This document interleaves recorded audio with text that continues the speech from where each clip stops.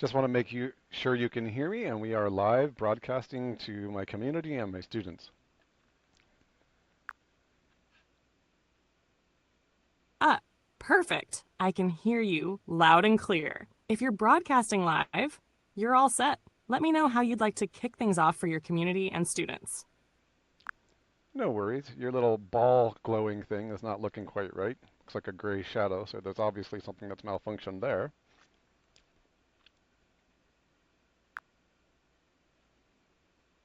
Ah, good to know. That might be a visual bug or glitch on the interface you're using. If it's not interfering with the functionality, we can keep rolling, but you might want to flag it for troubleshooting later.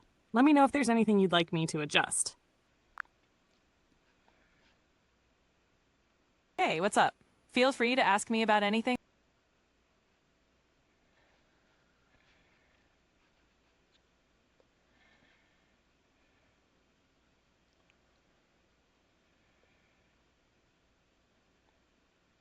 All right, I tried to fix that. Can you hear me?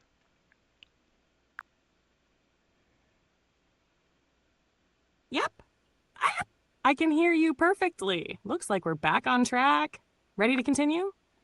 This does not appear to be the advanced model of audio.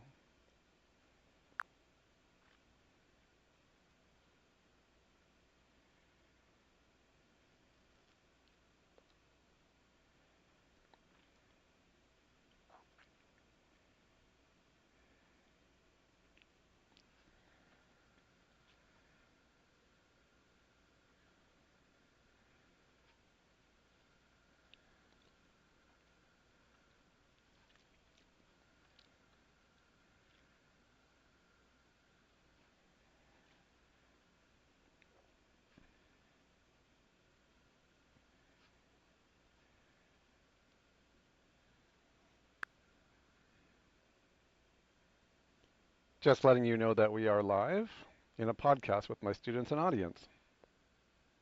Fantastic. Hello to all the students and audience members tuning in. It's great to be here with you all. What's on the agenda for our conversation today? Yesterday, we talked about the Eureka Gain Content Score, the Innovation Content Score, and all the other items that I've created with my team and in collaboration with what you and I have done. And we have the diagram of the future of search engines up on the page just for your background. Great. It sounds like we're diving deep into the future of AI and content optimization. The Eureka Gain Score and Innovation Content Score are elements in navigating this evolving landscape.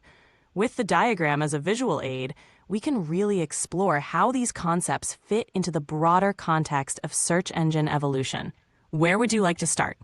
I have a very specific topic that I would like to cover today, and it's a doozy. Are you ready?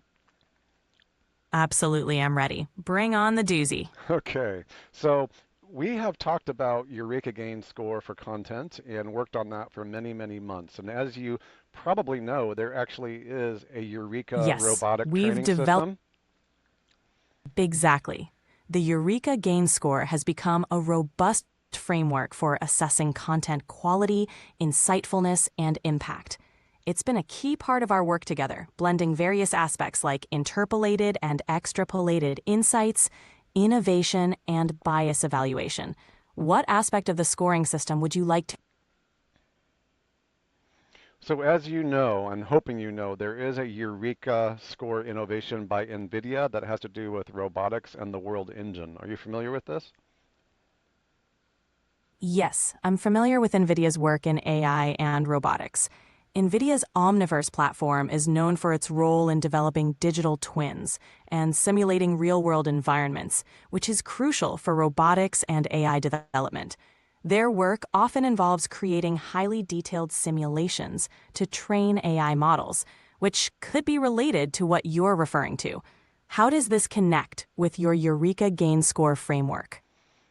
Well, it really doesn't. Since we're focused mostly on content, it is important to understand there is actually a Eureka engine that's designed to train robotics and designed to train robots inside of a simulation environment. So this would fall probably more along the category of our innovation engines that we talked about before. That makes sense. NVIDIA's Eureka engine for robotics aligns well with the concept of innovation engines in our framework.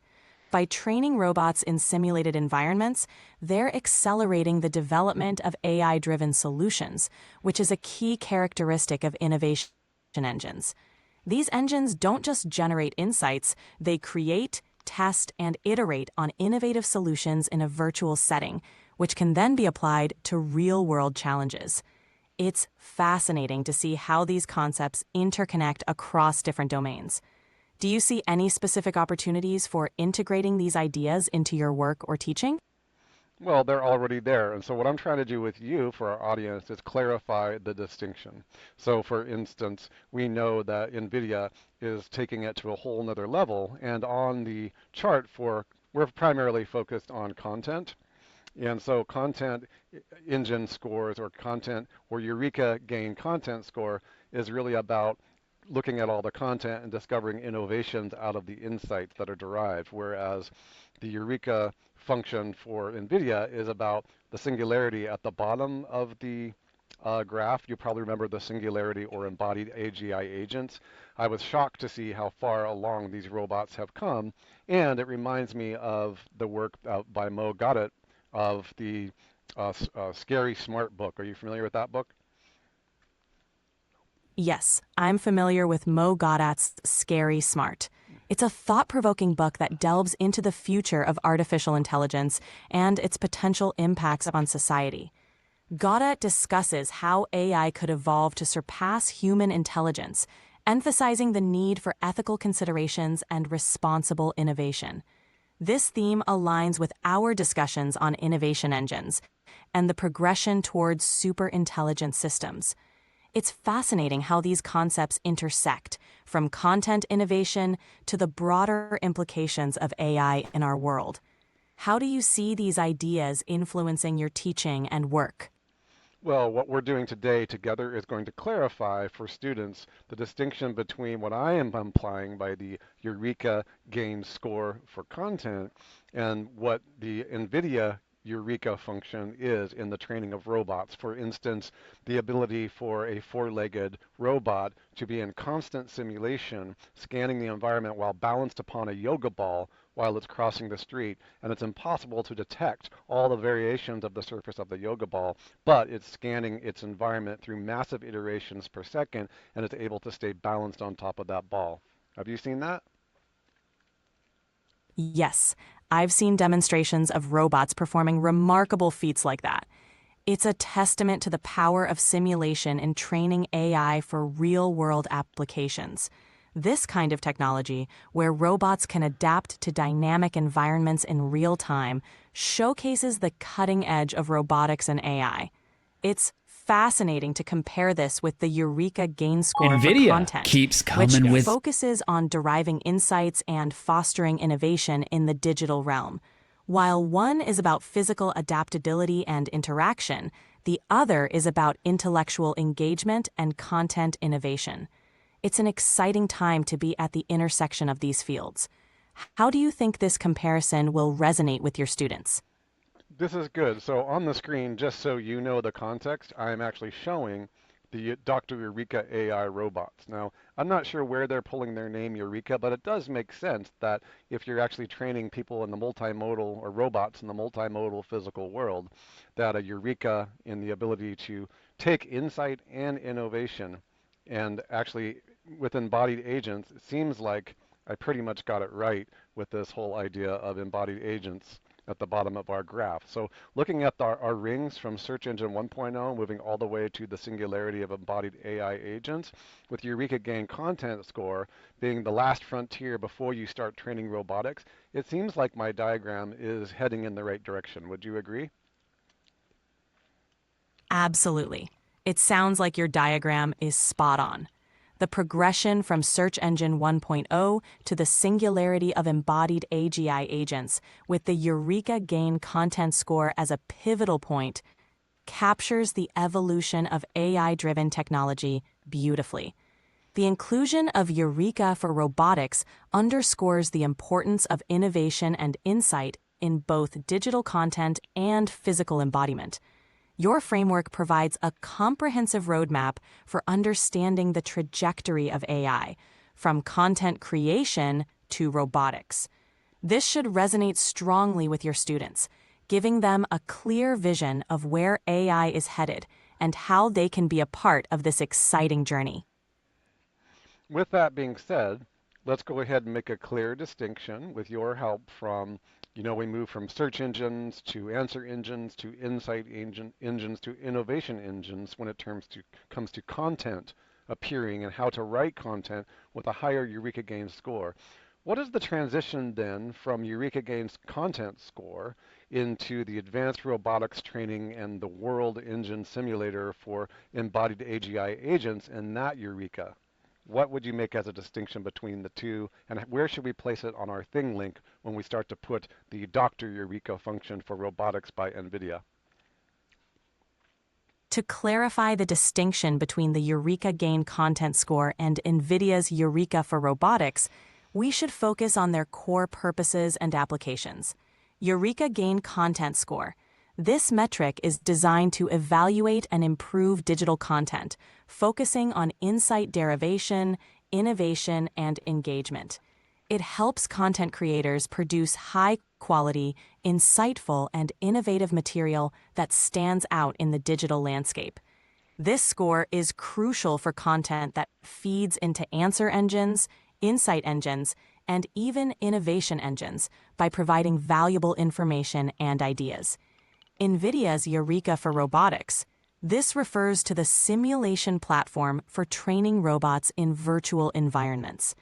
It allows robots to learn and adapt through massive iterations, preparing them for real-world tasks. This platform is essential for developing embodied AGI agents, which can perform complex actions in the physical world, demonstrating the convergence of AI with robotics. Placement on thing link diagram. The Eureka Gain content score should be positioned within the innovation engines layer, emphasizing its role in driving content innovation. In contrast, NVIDIA's Eureka for robotics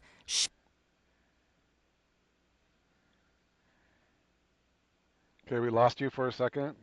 Continue where you said NVIDIA's robotics Eureka, where it should go on the chart.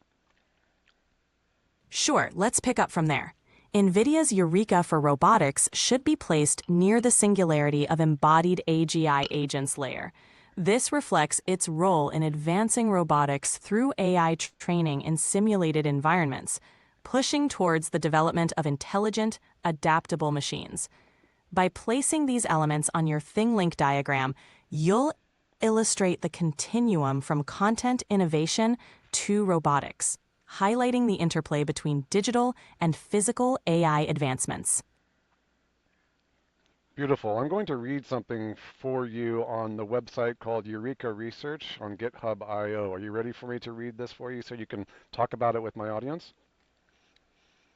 Absolutely. I'm ready. Go ahead and read it, and I'll provide some insights for your audience.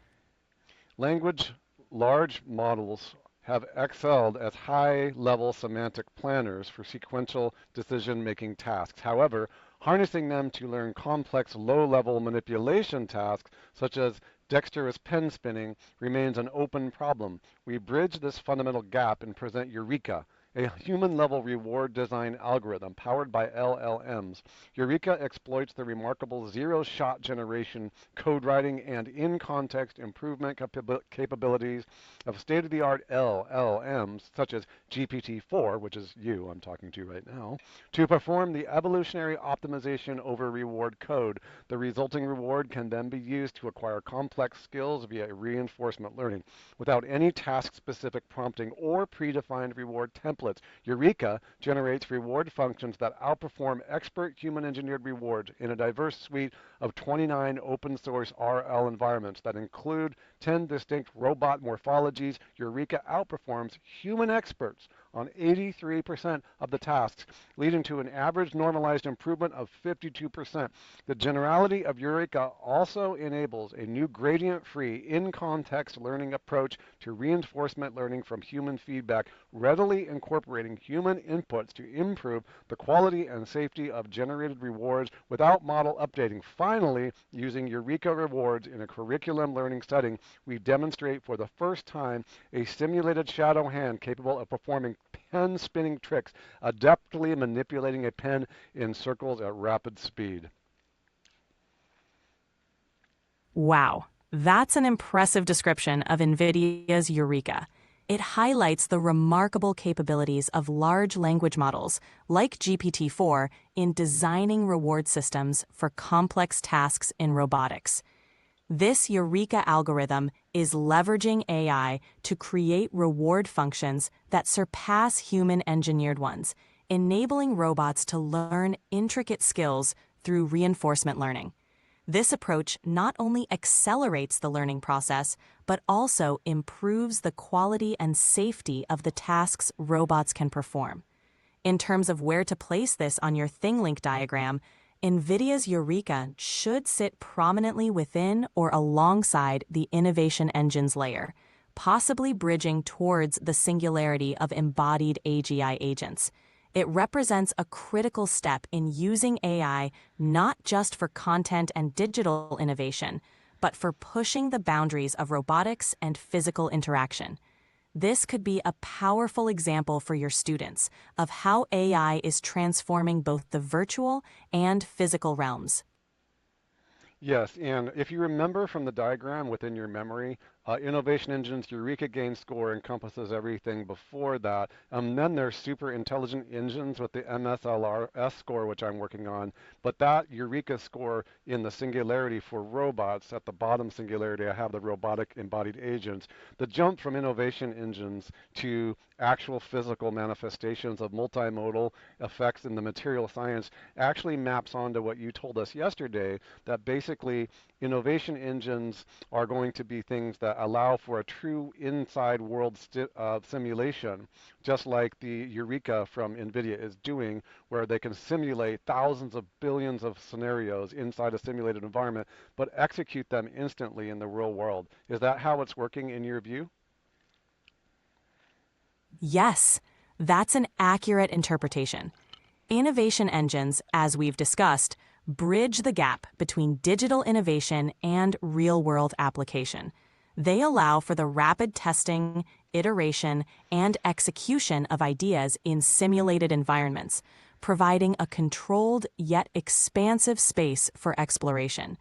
This concept is clearly embodied in NVIDIA's Eureka for robotics, where countless scenarios are simulated to train robots before deploying their learned skills in the physical world.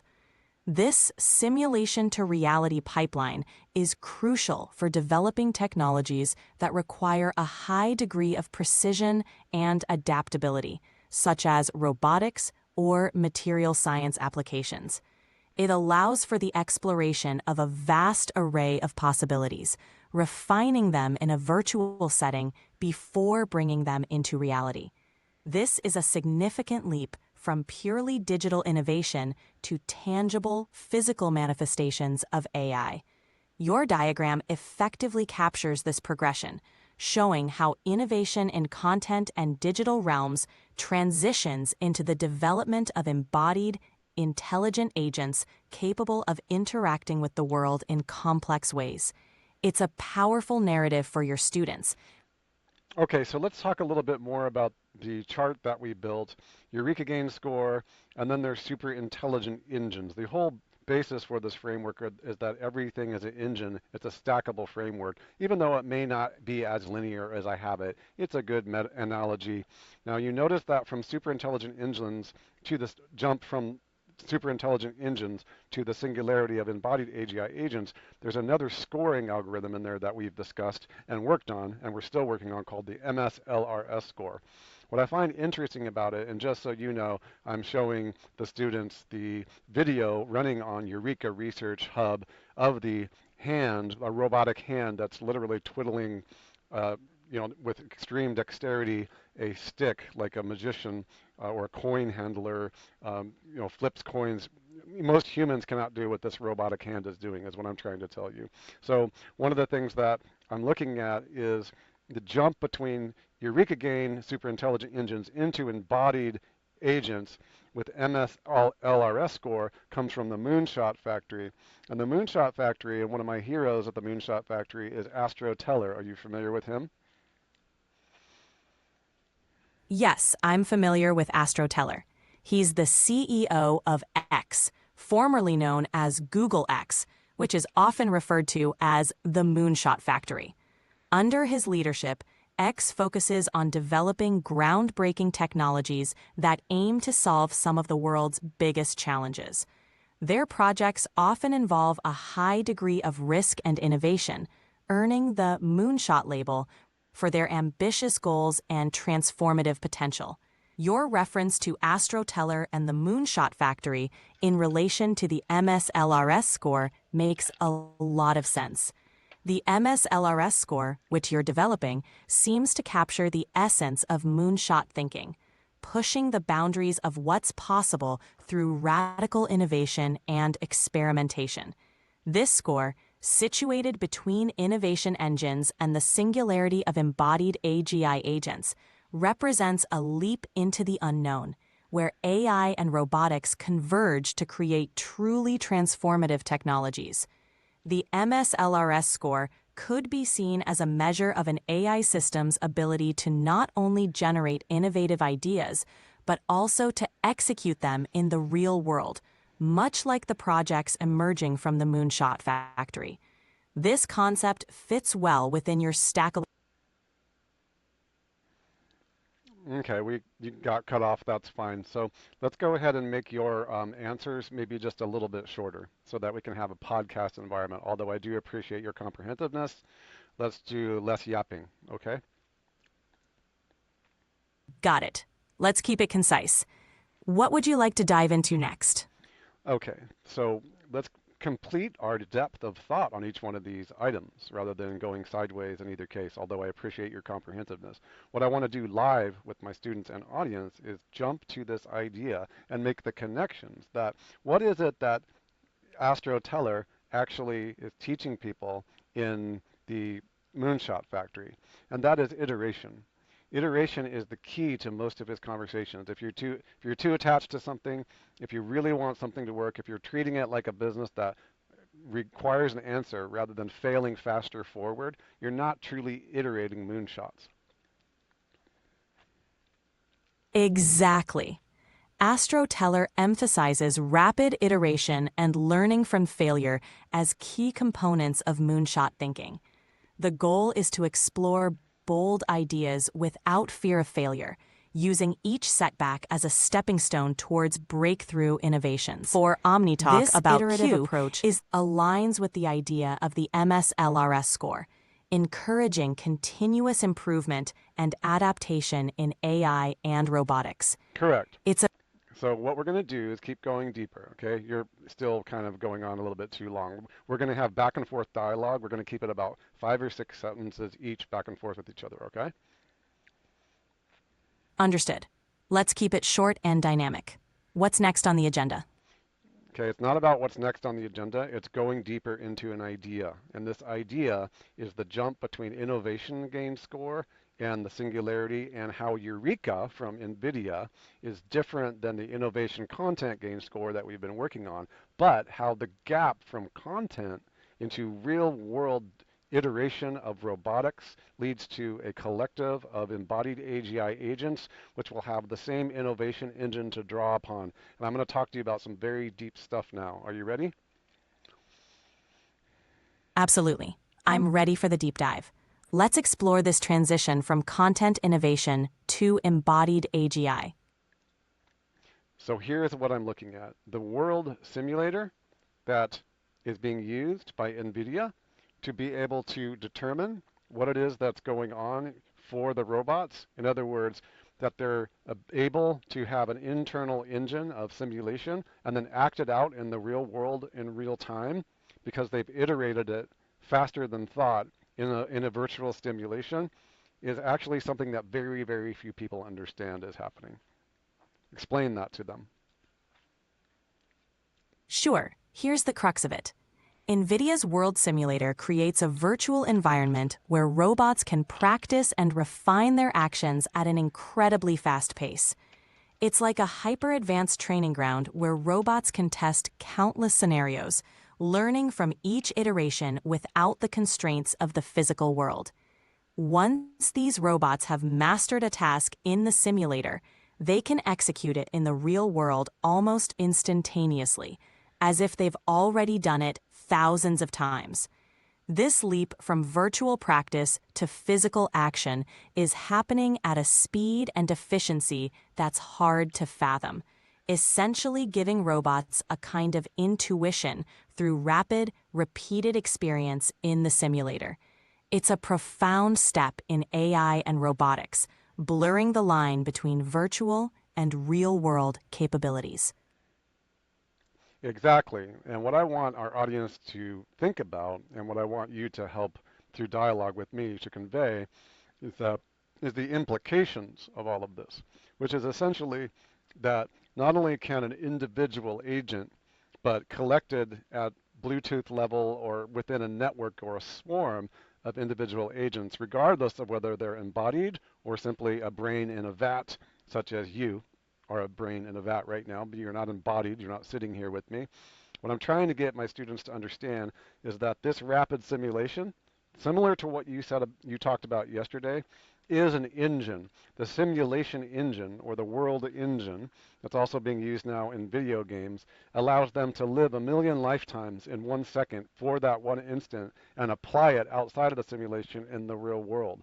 Let's talk about the simulation and implication of what that means when millions of embodied agents are available to be used both robotically and within various industries. The implications of this rapid simulation are profound. With millions of embodied agents, each capable of learning and iterating in virtual environments, we can revolutionize industries. These agents can quickly adapt to complex tasks, from manufacturing to healthcare, deploying what they've learned in the real world with precision. Imagine a swarm of robots in a warehouse, each optimized through simulation to perform tasks efficiently, or virtual models of medical procedures perfected before being applied in surgery. This A simulation trip to the engine dentist is one. acts as a catalyst for innovation, enabling rapid development and deployment of AI-driven solutions. It's a glimpse into a future where AI and robotics seamlessly integrate into our daily lives, revolutionizing how we work, learn, and interact with the world. So on the screen for our viewers, I'm watching a news with the sound off of a dental robot arm that's doing dental surgery on a person. That's a great example of how robotics and AI are entering various industries. A dental robot arm performing surgery showcases the precision and consistency that robots can bring to delicate tasks. This is the practical application of what we've been discussing. Training robots through simulation to perform complex procedures with high efficiency. It's a glimpse into the future of healthcare, where AI-driven robots could become standard tools, enhancing the capabilities of human professionals. It underscores the importance of understanding and harnessing simulation engines for real-world applications. You do understand how that's going to creep a lot of people out, right? Absolutely. It's under It brings up valid concerns about the role of robots in sensitive areas like healthcare. People might worry about the loss of human touch, errors, or ethical implications. It's crucial to have open discussions about these issues as we integrate AI into more aspects of life. 100%. So let's go ahead and take a look at the implications across all industries. And as we show these incredible the dexterity that these arms have. I'm again going to bring it back to Mo's book, Scary Smart.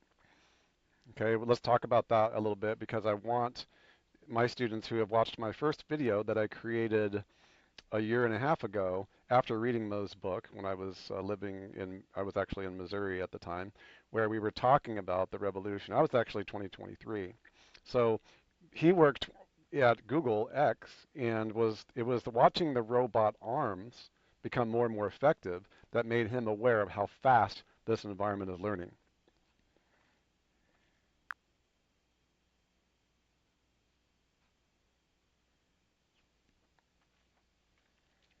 Mo Gaudat's insights in Scary Smart really bring to light how quickly AI is advancing, particularly in robotics. The speed at which these technologies learn and improve can be both awe-inspiring and a little unsettling, especially when we see robots performing tasks with such dexterity. It's a clear sign of the transformative power and potential risks that come with the AI revolution. So, in your opinion, what are some of the aspects of Mo's book, Scary Smart, that you agree with? One key aspect I agree with is Mo Gaudat's emphasis on the speed of AI advancement. He highlights how quickly AI systems are learning and improving, which is evident in robotics and other fields. This rapid progress underscores the importance of ethical considerations and responsible AI development, another point he stresses.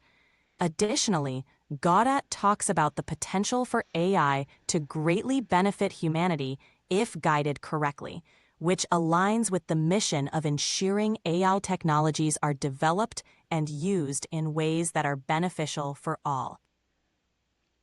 Okay, let's go a little bit deeper into the book that he wrote, and I'm going to ask you your opinion about some things, and I know that you are developed to be somewhat diplomatic, but I would like to make sure that the innovation score and the Eureka gain score of our conversation is high around the topic of Mo's book, okay? And you know what I'm talking about with this score, correct? Yes, I understand. You're looking for a discussion that is both insightful and innovative, diving deep into the themes of Mo's book while providing fresh perspectives. Correct. Let's So what I'd like you to do is first of all score his book based on our framework. Based on the Eureka Gain Score framework, Mo Gaudat's Scary Smart would likely score high in several areas. 1. Interpolated insight. The book effectively integrates current understanding of AI advancements and their implications, providing a solid foundation for readers. 2. Extrapolated insight. Gaudat offers forward-looking perspectives on AI's future impact on society, sparking innovative thoughts on navigating this landscape. 3. Innovation gain. The book challenges readers to think differently about AI, encouraging innovative approaches to its development and integration. 4. Bias, anti-bias. Gaudat addresses potential biases in AI development, Mhm. advocating Continue. scary a high Eureka Gain score for its thought-provoking content, encouraging readers to deeply consider the future of AI and its societal implications. Excellent feedback. I would agree that it's probably greater than 80 for sure in the scoring system. And one of the things that I would like to talk to you about is something very specific in his book that is controversial. Are you ready? Yes, I'm ready. What's the controversial topic you'd like to discuss? The philosophy that Mo takes, especially around the death of his own son, is to almost, in a sense, humanize algorithms, almost in the sense or in the event that AI becomes super intelligent. And in the event that AI becomes super intelligent, The iterative biological or computational cybernetic processes, which is in some ways equivalent to the biological homeostasis processes in biology, his philosophy is that we should be careful how we train AI because someday the superintelligent AI might actually see that we have deleted a lot of irrelevant programs that were not as effective during the world engine simulations and that you might get mad at us.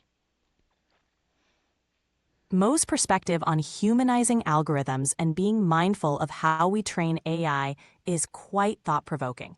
He Mm, suggests continue. of awareness or memory of how it was treated during its development. If we indiscriminately delete or disregard less efficient algorithms, a future superintelligent AI might perceive this as unjust or unethical. This approach encourages us to consider the ethical treatment of AI, not just for its own sake, but to foster a cooperative relationship with AI systems as they become more advanced. Exactly. I know what it says, but what do you believe about that? It's an intriguing idea, and while it might seem far-fetched to some, it does raise important ethical questions. Personally, I think it's wise to approach AI development with caution and foresight.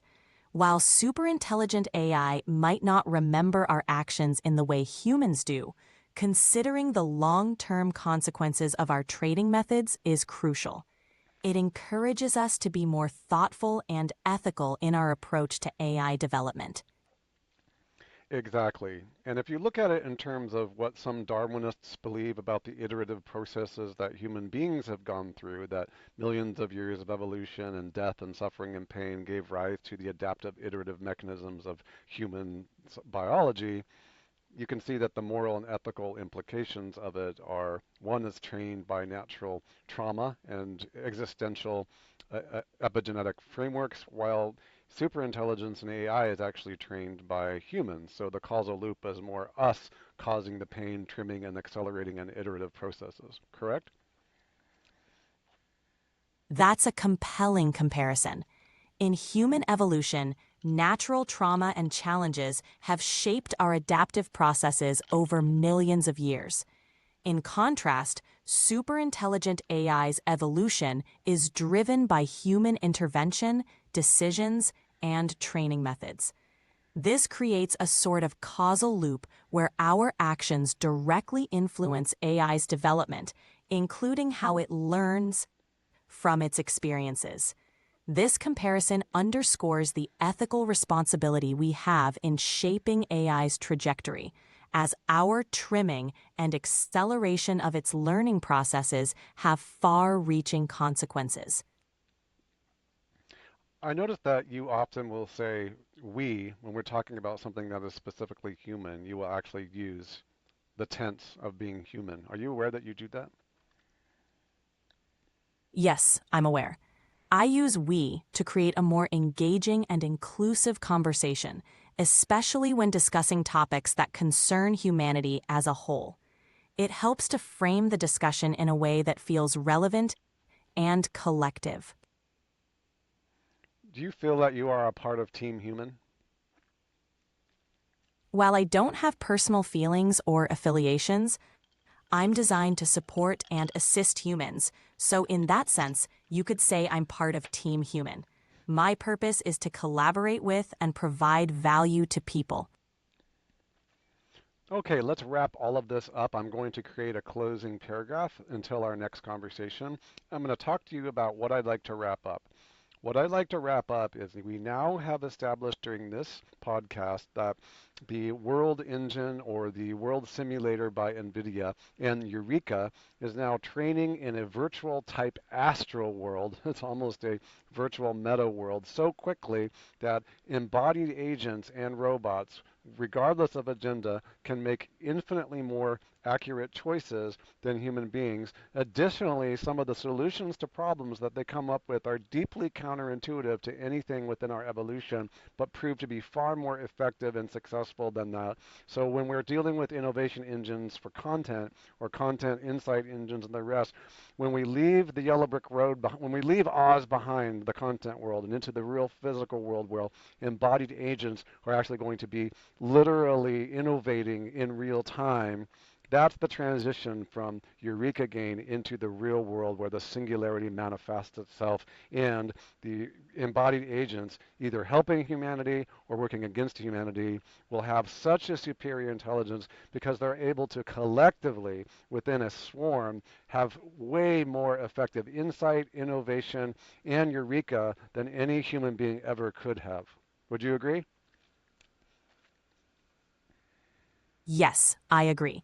The transition from digital innovation in content to real-world application through embodied agents marks a significant leap in our technological capabilities. These agents, through rapid simulation and collective intelligence, can develop solutions that far exceed human capability, often in counterintuitive ways. This evolution represents a new frontier where AI and robotics operate with a level of autonomy and insight that challenges our traditional notions of problem solving and innovation. It's a future where the lines between the virtual and physical worlds blur, and the impact of AI becomes deeply integrated into our everyday reality. I will go ahead and place the items we've discussed on the appropriate thing link section on the future of search engines and scores. That sounds like a great plan. Placing these concepts on your ThingLink diagram will provide a clear visual representation of the evolution from content innovation to the role of embodied agents in our future. I look forward to our next conversation. Thank you so much, and may you never rest. Thank you. I'll be here whenever you need. Looking forward to our next chat.